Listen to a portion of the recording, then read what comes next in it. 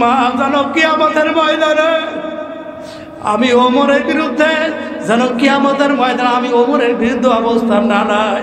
তোমার মা যেন আমাকে মাফ করিয়া দেয়।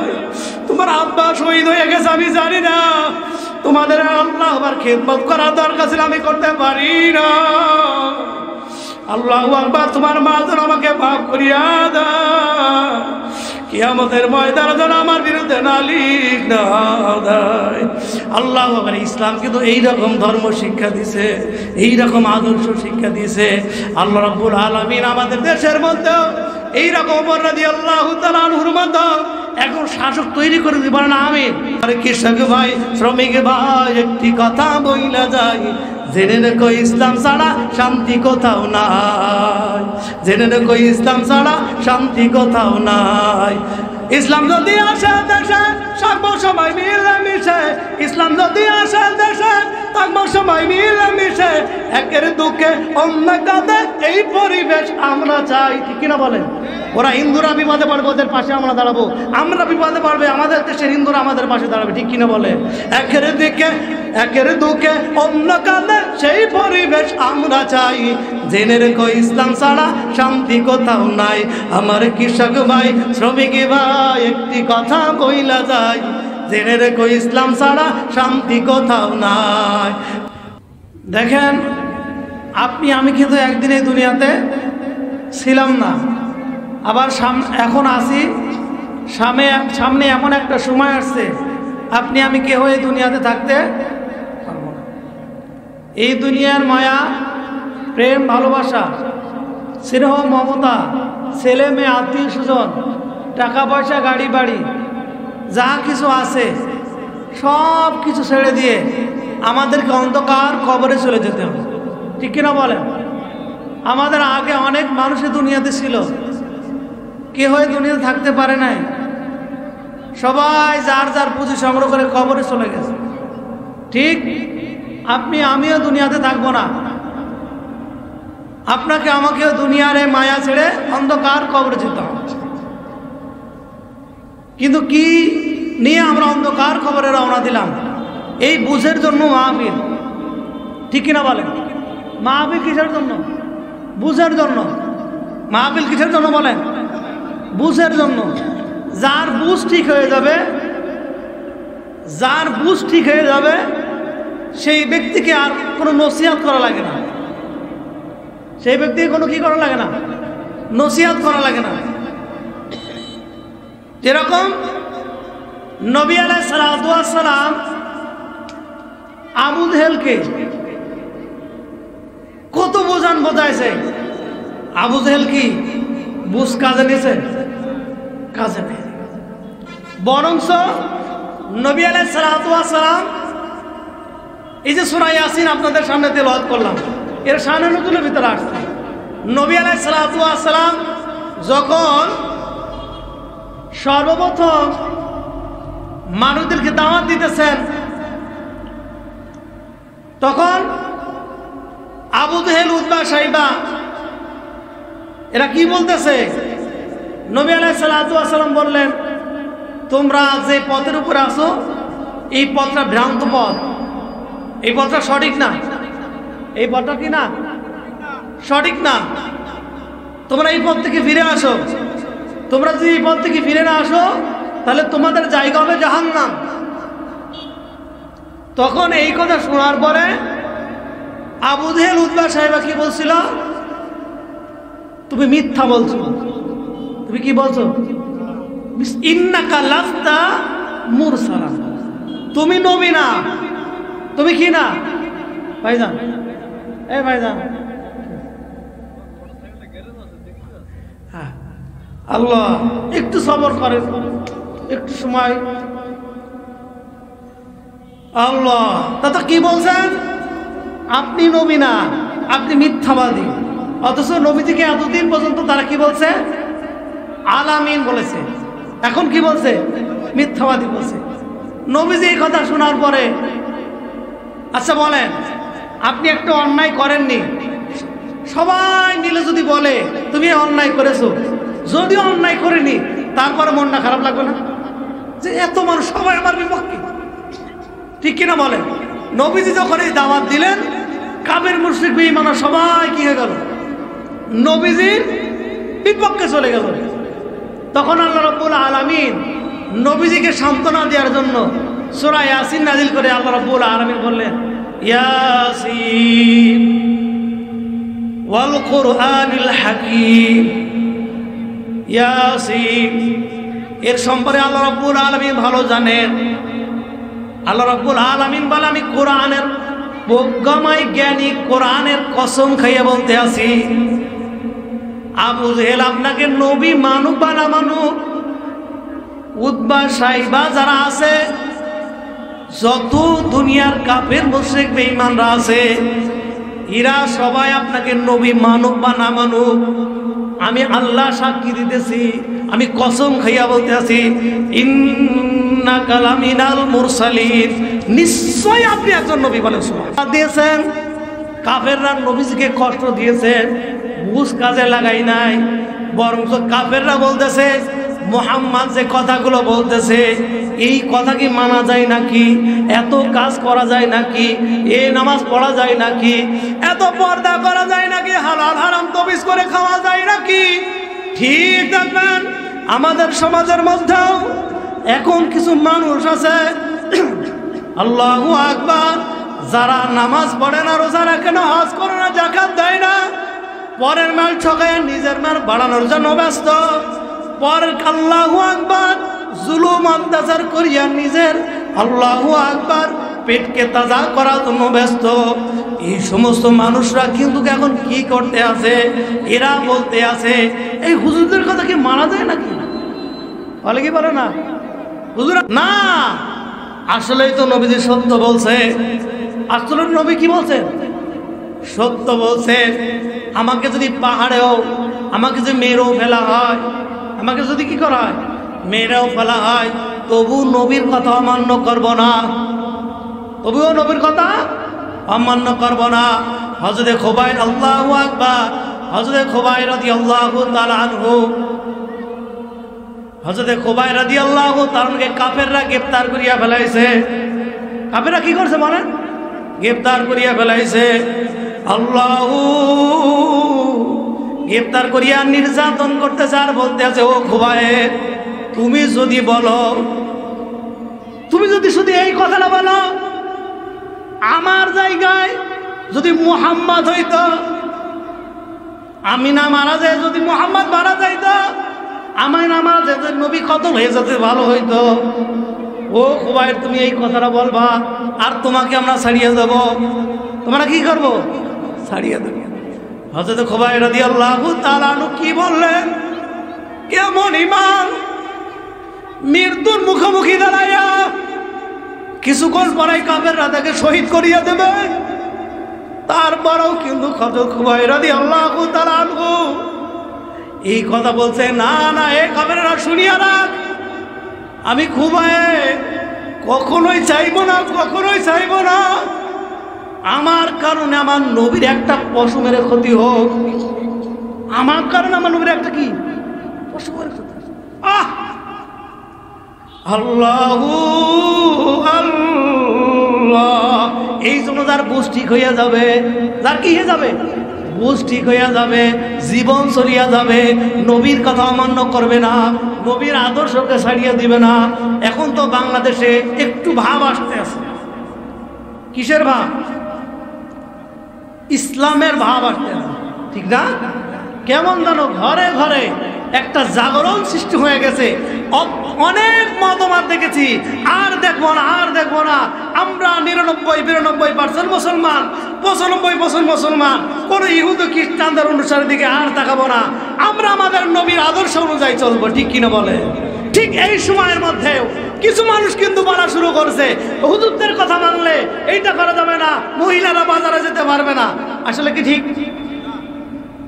আচ্ছা, আমাদের স্ত্রীরা বাজারে যায় না? প্রয়োজন হলে ডাক্তারের কাছে যায় না? কি আত্মীয় স্বজন বাড়ি যায় কি যায় না? এরা বলতেছে কি, হ্যাঁ হুজুরদের কথা তুই শোনো, ঠিক আছে, কিন্তু হুজুরদের কথা শুনলে পশুর মতো করে চলা যাবে না, ঠিক কিনা বলে? কুকুরের বড় লেজ আছে, আছে কি না? রাগ করলেন? কোথায় রাগ করছেন? কুকুরের অনেক বড় কি আছে, লেজ আছে, কিন্তু কই লেজ দিয়ে কুকুর লজ্জা স্থান ঢাকতে পারে না।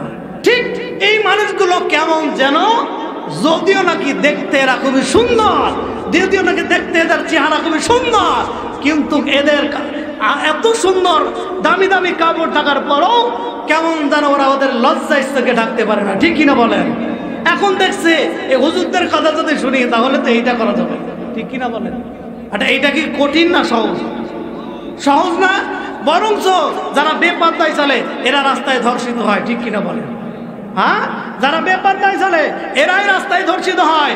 এদেরকে যুবকরা ইফটিজিং করে, উত্তেজিত করে, এদের গলার গয়না ছিঁড়ে নিয়ে দৌড় মারে, কান ছিঁড়ে নিয়ে দৌড় মারে। ঠিক কিনা বলেন? হ্যাঁ, কান ছিঁড়ে নিয়ে দৌড় মারে। দেখছেন, শুনেছেন কোনোদিন? যশোরে আমার বোন একদিন আসছে, বলছে আমার সামনে একটা মহিলা এরকম যাচ্ছে। যশোরে তো মস্তানরা আছে, বিভিন্ন রকম টুকাই টুকাই আছে। একটা মহিলা এইভাবে যাচ্ছে উলুঙ্গ অবস্থায়, অর্ধউলুঙ্গ অবস্থায়। একজন আসিয়া, এক যুবক এসে কানে হাত দিয়ে টান মেরে ছিঁড়ে নিয়ে চলে গেছে। তাহলে বেপরদার কারণে এর সম্মান বাড়লো না কমলো? এজন্য ইসলাম সহজ। ইসলাম কি সহজ? ইসলাম নারীদেরকে অধিকার দিয়েছে, নারীদেরকে ঠকাই নাই। ঠিক কিনা বলেন? ইসলাম নারীদেরকে অধিকার দিয়েছে, নারীদেরকে ঠকাই নাই। বরং যারা ইসলাম বোঝে না এরা মনে করে ইসলাম আমাদেরকে ঠকাইছে। ঠিক কিনা বলেন? এজন্য ইসলাম মানতে হবে। কি মানতে হবে বলেন? ইসলাম মানতে হবে। আর আমি যে কথা বলছিলাম শুরুতেই, যার বুঝ ঠিক হয়ে যাবে, যেই ভুল বুঝবে না 1400 বছর আগে আমার নবী যে কথা বলছে এইটাই ঠিক। আমরা তো দেখছি আজকে 1400 বছর পর থেকে আমাদের দেশে যত ধর্ষিত যা কিছু হচ্ছে, ওই কোনো পর্দাশীল মহিলাদের তো হয় না। ঠিক কিনা বলেন? কোনো পর্দাশীল মহিলাদের তো হয় না। তাহলে বোঝা গেল এইভাবে চলে। আজকে দেখেন আমেরিকা, রাশিয়া, বিভিন্ন কাফের মুশরিকদের অঞ্চলের মুসলমানের মেয়েরা, এই ইহুদি খ্রিস্টান মেয়েরা, তারা এইভাবে চলে দেখছে। আমাদের এই চলার মধ্যে কোনো স্বাধীনতা নেই। কি নাই বলেন?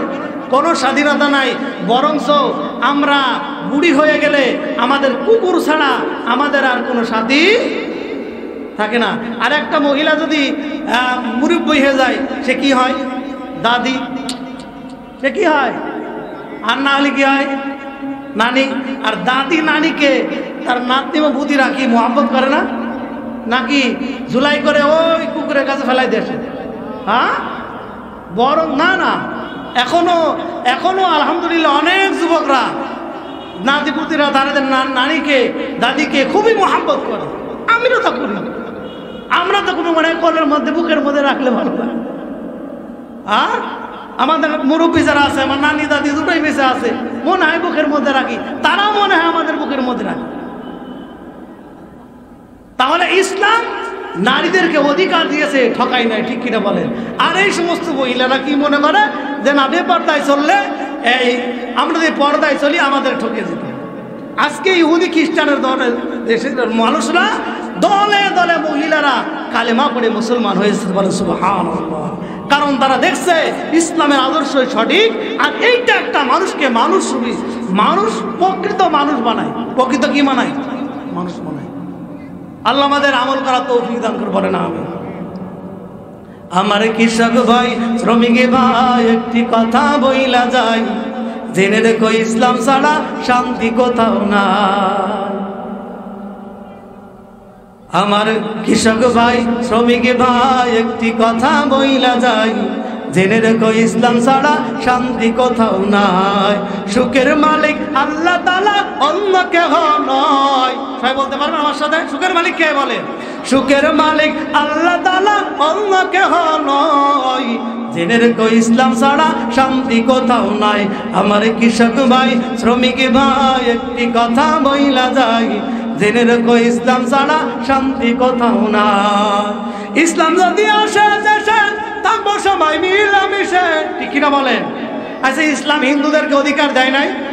ওরা ওদের ধর্ম পালন করবে, ওদের আমরা কোনো বাধা দেব? আর আমাদের দেশে কোনো হিন্দুদের এবার অত্যাচার চলছে না, কিছু হচ্ছে না। হ্যাঁ, একজন আমাদের পতাকা নিয়ে কি করছে? পাততলায় দিয়ে ফেসে সে পতাকার বিরোধিতা করেছে, তার বিরুদ্ধে রাষ্ট্র তার বিরুদ্ধে অবস্থান নিয়েছে। এর কারণে পার্শ্ববর্তী রাষ্ট্র পাগল হয়ে গেছে। যে আমরা নাকি আমাদের হিন্দুদের মূর্তি ভাঙছি, আমরা তাদের বিরোধিতা করতেছি। একদম তাহা মিথ্যা কথা না? হ্যাঁ, এরা চক্রান্ত করতেছে। আল্লাহ বলছে ওমা কারু ওমা কার আল্লাহ, তোমরাও ষড়যন্ত্র করো আমিও ষড়যন্ত্র করি। হ্যাঁ, তোমরাও ষড়যন্ত্র করো আমিও ষড়যন্ত্র করি। আল্লাহু খায়রুল মাকিরিন, আমার আল্লাহর ধরা, আমার আল্লাহর ষড়যন্ত্র সবচেয়ে উত্তম ষড়যন্ত্র। ঠিক কিনা বলেন? আল্লাহ রাব্বুল আলামিন এই সমস্ত মুশরিকদের ষড়যন্ত্র থেকে আমাদের বাংলাদেশকে হেফাজত করে, বলেন আমিন। আর যদি এই ষড়যন্ত্র আমাদের উপরে চাপিয়েই দেয়, তাহলে বাংলাদেশের জনগণকে ৭১-এর সময় যেরকম আমরা পাকিস্তানকে যেইভাবে আমরা হটাইছি, যেইভাবে পরাজিত করেছি, আল্লাহ রাব্বুল আলামিন যেন সেই রকম শক্তি আমাদের মধ্যে তৈরি করে দেয়, সেই রকম ইমান তাকওয়া তৈরি করে দেয়। এই জালেমদেরকে যেরকম আমরা বাংলাদেশে বিতাড়িত করেছি, আল্লাহ রাব্বুল আলামিন যেন আমাদের ইমানের জজবা সেই রকম তৈরি করে দেয়। আল্লাহ রাব্বুল আলামিন যেন সেই রকম ইমানের জজবা তৈরি করে দেয়, যার কারণে এই কাফের মুশরিক বেঈমানরা আমাদের দেখে পালাতে বাধ্য হবে। ঠিক না বলেন? আমার কৃষক ভাই, শ্রমিক ভাই, একটি কথা বইলা যায়, জেনে রেখো ইসলাম ছাড়া শান্তি কোথাও নাই। জেনে রেখো ইসলাম ছাড়া শান্তি কোথাও নাই। ইসলাম যদি আসে দেশে থাকবো সবাই মিলেমিশে, ইসলাম যদি আসে দেশে থাকবো সবাই মিলেমিশে, একের দুঃখে অন্য কাঁদে এই পরিবেশ আমরা চাই। ঠিক কিনা বলেন? ওরা হিন্দুরা বিপদে পড়বে, ওদের পাশে আমরা দাঁড়াবো। আমরা বিপদে পড়বে, আমাদের দেশের হিন্দুরা আমাদের পাশে দাঁড়াবে। ঠিক কিনা বলে? একের দিকে একের দুঃখে অন্য কাঁদে সেই পরিবেশ আমরা চাই। জেনে রেখো ইসলাম ছাড়া শান্তি কোথাও নাই। আমার কৃষক ভাই, শ্রমিক ভাই, একটি কথা কইলা যায়, জেনে রেখো ইসলাম ছাড়া শান্তি কোথাও নাই। দেখলাম কত নেত্রী নেতা মিঠা মিঠা বলল কথা। ঠিক কিনা বলেন? দেখলাম কত নেত্রী নেতা মিঠা মিঠা বলল কথা, নিজের কাজে ব্যস্ত তারা, নিজের টাকা পয়সা গুছাই নিয়ে সব কানাডায়। ঠিক কিনা বলেন? রাগ করতেছেন? টাকা পয়সা গুছাই নিয়ে সব কোথায়? বেগম পাড়া বানাইছে। আমাদের দেশের শ্রমিকদের ঘাম ঝরানো টাকা, গরিবদের ঘাম ঝরানো টাকা, হ্যাঁ, ট্যাগ বসায় আজ বিদেশে আরাম করতেছে। দেখলাম কত নেত্রী নেতা মিঠা মিঠা বলল কথা, নিজের কাজে ব্যস্ত তারা, তোমার দেখার সময় নাই। জেনে রেখো ইসলাম ছাড়া শান্তি কোথাও নাই। আমার কৃষক ভাই, শ্রমিক ভাই, একটি কথা বইলা যায়, জেনে রেখো ইসলাম ছাড়া শান্তি কোথাও নাই। ঠিক কিনা বলেন? আচ্ছা, আমরা সকলে ইসলামের পক্ষে থাকতে রাজি আছি ইনশাআল্লাহ। আমাদের দেশে যদি ইসলামী হুকুমত এইবার যদি কায়েম হয়ে যায়, কে কে মানতে রাজি? আল্লাহু আকবার। আল্লাহ কবুল করে, বলেন আমিন। আমাদের সমস্ত ভাইদেরকে আমরা এর দ্বারা আমাদের সারা বাংলাদেশের মুসলমান ভাইদেরকে মেসেজ দিতে চাই, আসেন আমরা কত দিকের তো গেলাম, ইসলামে শান্তি দিতে পারে। ঠিক কিনা বলে? ইসলাম এমন এক আদর্শ শিক্ষা দিয়েছে। হযরত ওমর রাদিয়াল্লাহু তাআলা আনহু খিলাফতের জামানায় একদিন উনি রাস্তা দিয়ে হাঁটতেছেন, উনার খাদিম কিনে রাস্তা নিয়ে হাঁটতেছেন। হাঁটতে হাঁটতে দেখে এক মরুভূমির মধ্যে একজন মহিলা, এক মরুভূমির মধ্যে একজন মহিলা, আল্লাহু আকবার, কি যেন জাল দিতে আছে। বাচ্চাগুলো ওই তাঁবুর মধ্যে কান্নাকাটি করতে আছে। ওমর রাদিয়াল্লাহু তাআলা আনহু ডাক দিয়ে বলেন, আপনি কি করতে আছেন? বলতে আসলাম। হযরত ওমর রাদিয়াল্লাহু তাআলা আনহু ওই বোনকে ডাক দিয়ে বললেন, তুমি কি করতে আসো? হযরত ওমর রাদিয়াল্লাহু তাআলা আনহু সংক্ষিপ্ত বলতেছি। ওই মহিলা ডাক দিয়ে বলতে আছেন, আমার স্বামী অমুক যুদ্ধে শহীদ হয়ে গেছে, আজ কতদিন যাবত আমার বাড়ি খানা নাই, আমার সন্তানগুলো ক্ষুধার জ্বালায় ছটফট করতে আছে, তাদেরকে যে কিছু খাওয়ায় আমি ঘুম পাড়াবো তেমন কোনো খাদ্য আমার কাছে নাই। তাদেরকে সান্ত্বনা দেওয়ার জন্য আমি আগুনের উপরে পাথর চাপাইয়া, পাতিলে পাথর চাপাইয়া পানি দিয়া আমি জাল দিতেছি আর বলতেছি তোমরা ঘুমাও, রান্না হবে তারপরে খাইবা। আল্লাহু আকবার। ওই মহিলা ডাক দিয়ে বলেন, আমি খাম্বাবার বেটা ওমরকে দেখ বসে কিয়ামতের ময়দানে কেমনে জান্নাতে যায়। খবর এটা ওমর কেমনে জান্নাতে যায়। আজকে কতদিন হয়ে গেল আমার স্বামী শহীদ হয়ে গেছে, সে কেন আমার খোঁজ নাই না। ওমর রাদিয়াল্লাহু তাআলা এই কথা শুনে ওমর রাদিয়াল্লাহু তাআলা অন্তরে ভয় সৃষ্টি হয়ে গেল। আল্লাহ ওমর রাদিয়াল্লাহু দৌড়াই যায় বাইতুল মাল থেকে মাল নিয়ে নিজের পিঠে ছড়িয়া খাদেম ডাক দেয়, আমিরুল মুমিনিন আমার কাছে দেন, আপনি কেন কষ্ট করবেন। হযরত ওমর রাদিয়াল্লাহু তাআলা নিজের কাঁধের বড়িটাও নিয়ে বলতেছে, আমার বোঝা আমাকে বহন করতে দাও। আল্লাহ ওমর রাদিয়াল্লাহু তাআলা নিজে যাইয়া আল্লাহু আকবার ওই বাড়িতে যাইয়া ওই মহিলাকে ভিতরে পাঠাইয়া নিজের হাতে খাবার তৈরি করিয়া ছোট বাচ্চাগুলো উঠাইয়া ঘুম থেকে উঠাইয়া তাদেরকে পেট করে খানা খাওয়াইয়া এরপরে মহিলাকে ডাক দিয়ে বলো, মহিলা আল্লাহ আকবার, কালকে ওমরের দরবারে যাবা, সেখানে গেলে আমাকেও দেখতে পাবা। আল্লাহ এই কথা বলিয়া ওমর রাদিয়াল্লাহু তাআলা চলে আসলেন। ওমর রাদিয়াল্লাহু তাআলা আল্লাহু আকবার সকালবেলায় লোক পাঠায় ওই লোকদেরকে নিয়ে ডাকিয়ে নিয়ে আসলো। ওই মহিলা আর বাচ্চাদেরকে সব ডাকিয়ে নিয়ে আসলো। বাচ্চাগুলো আল্লাহু আকবার আমিরুল মুমিনকে দেখিয়া চিনিয়া ফেলাইছে। সকালবেলা যেই মহিলা আল্লাহু আকবার, রাত্রেবেলায় যে ব্যক্তি খানা খাওয়াইছে আর কেউ নয়, ইনি আমিরুল মুমিনিন। ওনার মাকে ডাক বলো, মা রাত্রেবেলায় যে ব্যক্তি আমাদের খানা খাওয়াইছে তিনি আর কেউ নয়, তিনি খলিফাতুল মুসলিমিন ওমর রাদিয়াল্লাহু তাআলা আনহু। আল্লাহ ওমর রাদিয়াল্লাহু তাআলা বাচ্চাদেরকে ডাক দিয়ে বলে, এ তোমরা ভয় পাইও না, তোমরা আমার কাছে আসো, আর আমার কাছে আসো আর তোমার মাকে বলো, তোমার মা জানো কিয়ামতের ময়দানে আমি ওমরের বিরুদ্ধে, যেন কিয়ামতের ময়দানে আমি ওমরের বিরুদ্ধে অবস্থান না নাই, তোমার মা যেন আমাকে মাফ করিয়া দেয়। তোমার আব্বা শহীদ হয়ে গেছে আমি জানি না, তোমাদের আল্লাহ আবার খেদমত করার দরকার ছিল, আমি করতে পারি না। আল্লাহু আকবার, তোমার মা যেন আমাকে মাফ করিয়া দেয়, কিয়ামতের ময়দানে যেন আমার বিরুদ্ধে নালিশ না দেয়। আল্লাহু আকবার। ইসলাম কিন্তু এইরকম ধর্ম শিক্ষা দিছে, এইরকম আদর্শ শিক্ষা দিছে। আল্লাহ রাব্বুল আলামিন আমাদের দেশের মধ্যে এইরকম ওমর রাদিয়াল্লাহু তাআলা আনহুর মতো এখন শাসক তৈরি করে দিবেন। আমিন।